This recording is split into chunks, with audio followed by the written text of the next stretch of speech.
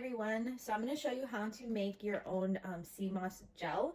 It's very simple, so keep watching if you'd like to know how to make it yourself. This is the sea moss I'm using. I will put a link to the sea moss in my Amazon storefront.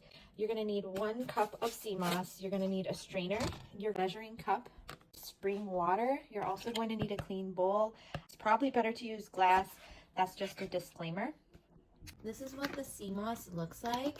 So we're going to do 1 cup of sea moss. Obviously, it's a compact cup, and we're going to wash it in the sink.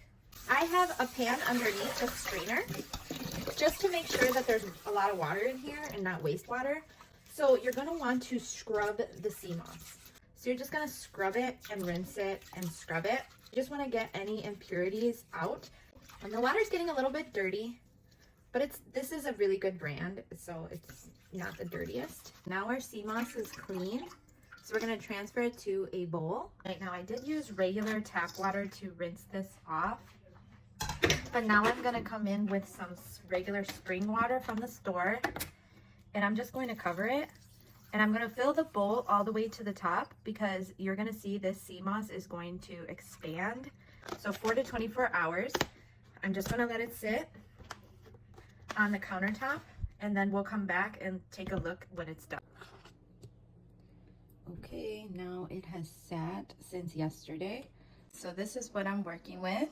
It looks really great. And I'm gonna throw it in this big old high-powered blender that I have.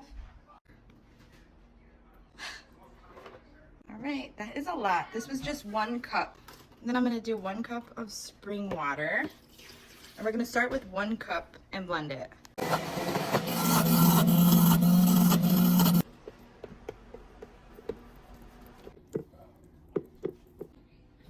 There it is.